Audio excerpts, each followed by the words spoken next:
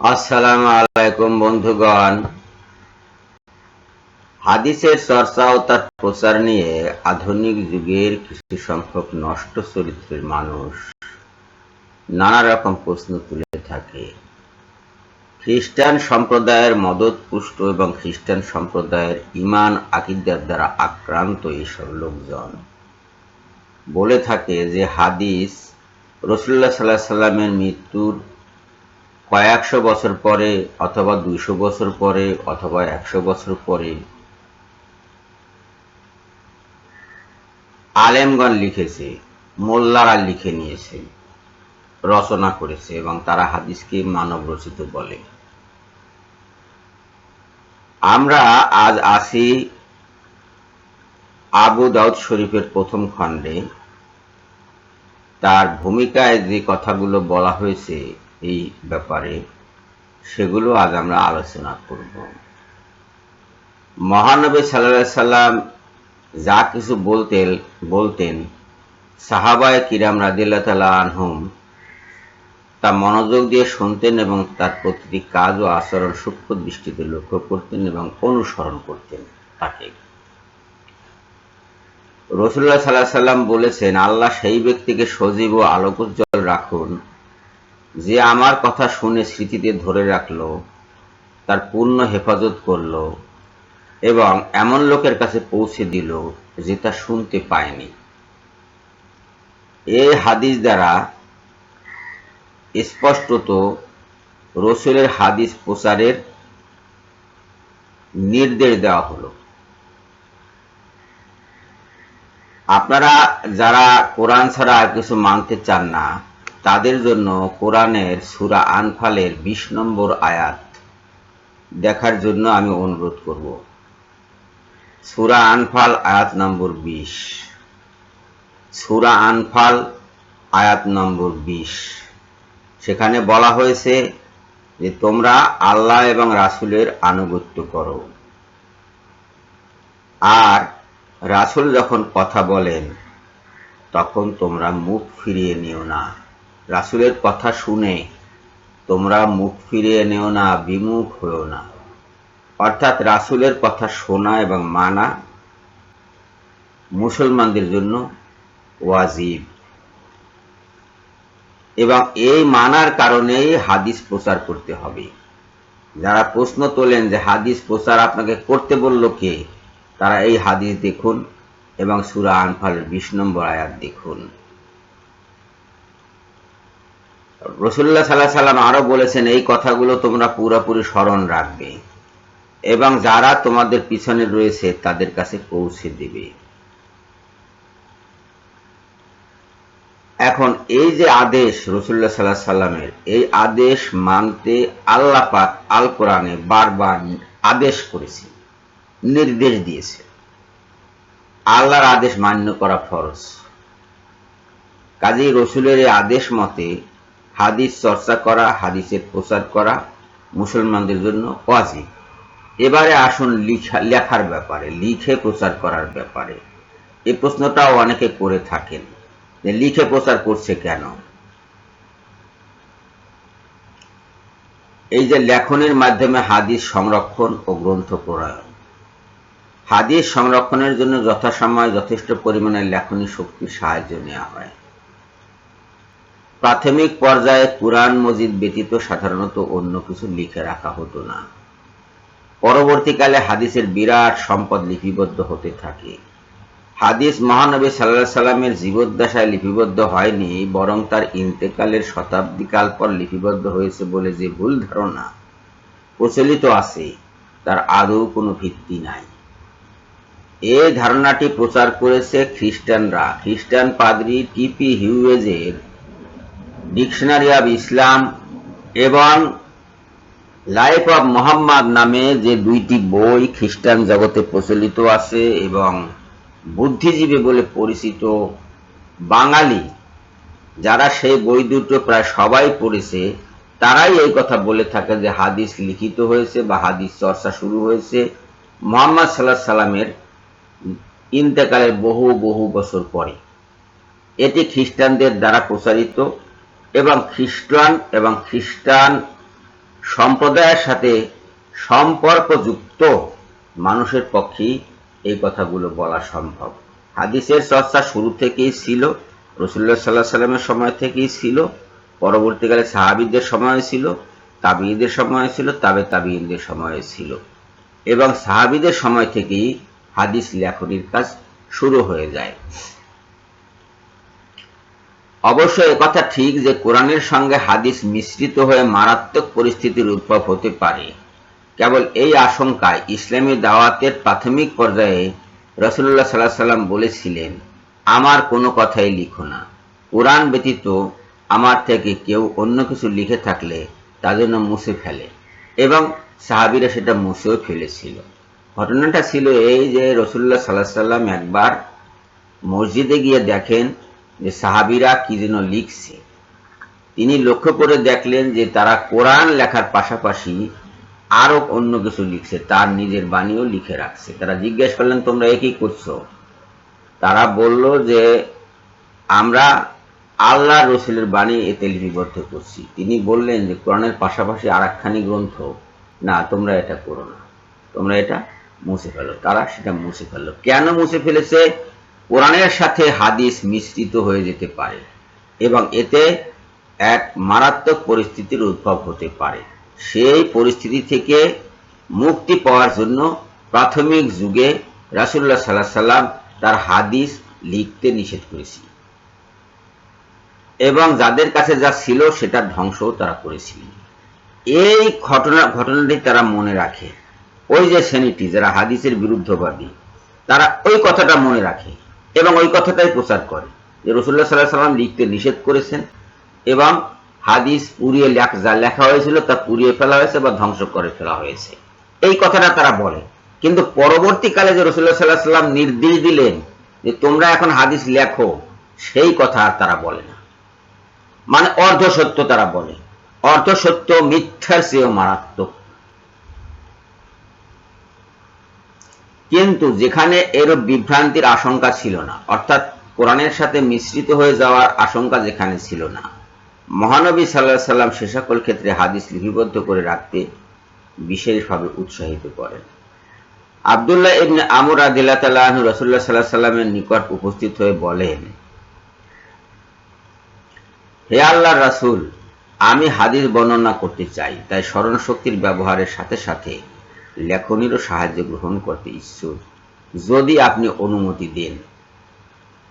তিনি বলেন, অর্থাৎ রাসূলুল্লাহ সাল্লাল্লাহু আলাইহি সাল্লাম বলেন, আমার হাদিস কণ্ঠস্থ করার সাথে সাথে লিখেও রাখতে পারো। আমার এই কারসরের দিকে লক্ষ্য করুন, তাহলে আপনাদের আমাকে ধরতে সুবিধা হবে। আব্দুল্লাহ ইবনে আমর রাদিয়াল্লাহু তাআলা আনহু আরো বলেন, আমি রাসূলুল্লাহ সাল্লাল্লাহু আলাইহি সাল্লামের নিকট যা কিছু শুনতাম মনে রাখার জন্য তা লিখে রাখতাম। কতিপয় সাহাবী আমাকে তা লিখে রাখতে নিষেধ করলেন এবং বললেন, রাসূলুল্লাহ সাল্লাল্লাহু আলাইহি সাল্লাম একজন মানুষ, কখনো স্বাভাবিক অবস্থায় আবার কখনো রাগান্বিত অবস্থায় কথা বলেন। এ কথা বলার পর আমি হাদিস লেখা ত্যাগ করলাম। অতঃপর রাসূলুল্লাহ সাল্লাল্লাহু আলাইহি সাল্লামকে তা জানালাম। তিনি নিজ হাতে, তিনি মানে রাসূলুল্লাহ সাল্লাল্লাহু আলাইহি সাল্লাম, রাসূলুল্লাহ সাল্লাল্লাহু আলাইহি সাল্লাম নিজ হাতের আঙ্গুলের সাহায্যে স্বীয় মুখের দিকে ইঙ্গিত করে বললেন, তুমি লিখে রাখো, সেই সত্তার কসম যার হাতে আমার প্রাণ, অর্থাৎ আল্লাহর কসম, এই মুখ দিয়ে সত্য ছাড়া অন্য কিছু বের হয় না। এই হাদিসটি আবু দাউদ শরীফে আছে, মুসনাদ আহমদে আছে, দারিমিতে আছে, হাকিমে আছে, বাইহাকিতে আছে। এটি প্রসিদ্ধ হাদিস। কিন্তু হাদিস বিরোধীরা এই হাদিস কেউ পড়ে না, অথবা পড়লেও স্বীকার করে না, পাশে ঠেলে ফেলে রেখে দেয়। উদ্দেশ্য আর কিছু নেই হাদিসের বিরোধিতা করা। যে কোনো মূল্যে তারা হাদিসের বিরোধিতা করতে চায়। তার সংকলনের নাম ছিল, অর্থাৎ আব্দুল্লাহ ইবনে ওমরের সংকলনের নাম ছিল, আব্দুল্লাহ ইবনে আমরের সংকলনের নাম ছিল সহিফায়ে সাদিকা। এ সম্পর্কে তিনি বলেন, সাদিকা হাদিসের একটি সংকলন যা আমি নবী সাল্লাল্লাহু আলাইহি সাল্লামের নিকট শুনেছি। এই সংকলনে 1000 হাদিস লিপিবদ্ধ ছিল। কালের গর্ভে হারিয়ে যায় বলে সেটি মিথ্যা হয়ে যায় না, এবং অনেক হাদিস গ্রন্থ সেই সময়ে যা লিপিবদ্ধ করেছেন সাহাবীরা, সেগুলো তৎকালীন মাদ্রাসাগুলোতে সংরক্ষিত ছিল। বহু হাদিস সংকলন বর্তমানে বিভিন্ন জায়গায় সংরক্ষিত আছে।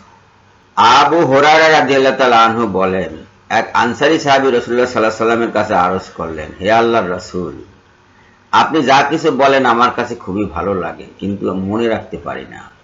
মহানবী সাল্লাল্লাহু আলাইহি ওয়াসাল্লাম বলেন, তুমি ডান হাতে সাহায্য নাও। অতঃপর তিনি হাতের ইশারায় লিখে রাখার প্রতি ইঙ্গিত করলেন। তার মানে হাদিস লিখে রাখার জন্য অনুমতি রাসূলুল্লাহ সাল্লাল্লাহু আলাইহি ওয়াসাল্লাম দিয়ে গেলেন। আবু হুরায়রা রাদিয়াল্লাহু তাআলা আনহু আরো বলেন, মক্কা বিজয়ের দিন রাসূলুল্লাহ সাল্লাল্লাহু আলাইহি ওয়াসাল্লাম ভাষণ দিলেন। আবু শাহ ইয়াহমানি রাদিয়াল্লাহু তাআলা আনহু আরজ করলেন, হে আল্লাহর রাসূল, এ ভাষণ আমাকে লিখে দিন। নবী সাল্লাল্লাহু আলাইহি ওয়াসাল্লাম ভাষণটি তাকে লিখে দেওয়ার নির্দেশ দেন। এটা বুখারীতে আছে, তিরমিজিতে আছে, মুসনাদ আহমদে আছে। হাদিসটি লিখে রাখার নির্দেশ দিলেন তিনি সাহাবীদেরকে, যে তোমরা এই আবু শাহ ইয়ামানি রাদিয়াল্লাহু তাআলা আনহুকে হাদিস লিখে দাও। হাসান ইবনে মুনাব্বির রাহমাতুল্লাহ আলাইহি বলেন, আবু হুরায়রা রাদিয়াল্লাহু তাআলা আনহু আমাকে বিপুল সংখ্যক কিতাব দেখালেন, তাতে রাসূলুল্লাহ সাল্লাল্লাহু আলাইহি ওয়াসাল্লামের হাদিস লিপিবদ্ধ ছিল। আবু হুরায়রা রাদিয়াল্লাহু তাআলা আনহু এর সংকলনের একটি কপি দামিশক এবং বার্লিনের লাইব্রেরিতে আজও সংরক্ষিত আছে। আনাস ইবনে মালিক রাদিয়াল্লাহু তাআলা আনহু তার স্বহস্তে লিখিত সংকলন বের করে ছাত্রদের দেখিয়ে বলেন, আমি এসব হাদিস মহানবী সাল্লাল্লাহু আলাইহি ওয়াসাল্লামের নিকট শুনে তা লিখে নিয়েছি, অতঃপর তাকে তা পড়ে শুনিয়েছি। মানে রাসূলুল্লাহ সাল্লাল্লাহু আলাইহি ওয়াসাল্লামকে পড়ে শুনিয়েছেন তিনি। রাফে ইবনে খাদিস রাদিয়াল্লাহু তাআলা আনহুকে স্বয়ং রাসূলুল্লাহ সাল্লাল্লাহু আলাইহি ওয়াসাল্লাম হাদিস লিখে রাখার অনুমতি দেন। তিনি প্রচুর হাদিস লিখে রাখেন। আলী ইবনে আবু তালিব রাদিয়াল্লাহু তাআলা আনহু হাদিস লিখে রাখতেন। চামড়ার থলের মধ্যে রক্ষিত সংকলনটি তার সঙ্গেই থাকত। তিনি বলতেন, আমি রাসূলুল্লাহ সাল্লাল্লাহু আলাইহি ওয়াসাল্লামের নিকট থেকে এই সহিফা ও কুরআন মজিদ ব্যতীত আর কিছু লিখিনি। সংকলনটি স্বয়ং রাসূলুল্লাহ সাল্লাল্লাহু আলাইহি ওয়াসাল্লাম লিখিয়েছিলেন। এতে যাকাত, রক্তপান, বন্দী মুক্তি, মদিনার হেরেম এবং আরো অনেক বিষয় সম্পর্কিত বিধান উল্লেখ ছিল। আব্দুল্লাহ ইবনে মাসউদ রাদিয়াল্লাহু তাআলা আনহু এর পুত্র আব্দুর রহমান একটি পাণ্ডুলিপি নিয়ে এসে শপথ করে বলেন, এটা ইবনে মাসউদ রাদিয়াল্লাহু তাআলা আনহু এর স্বহস্তে লিখিত।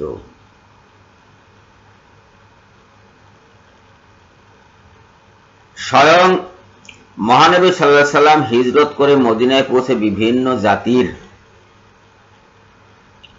সমন্বয়ে যে চুক্তিপত্র সম্পাদন করেন, যা মদিনার সনদ নামে পরিচিত, হুদায়বিয়ার প্রান্তরে মক্কার মুশরিকদের সাথে যে সন্ধি করেন, বিভিন্ন সময়ে যে ফরমান জারি করেন, বিভিন্ন গোত্রপ্রধান ও রাজন্যবর্গকে ইসলামের দাওয়াতনামা প্রেরণ করেন এবং বিভিন্ন ব্যক্তি ও গোত্রকে যেসব জমি, খনি, কূপ দান করেন, তা সবই লিপিবদ্ধ আকারে ছিল এবং তা সবই হাদিস রূপে গণ্য।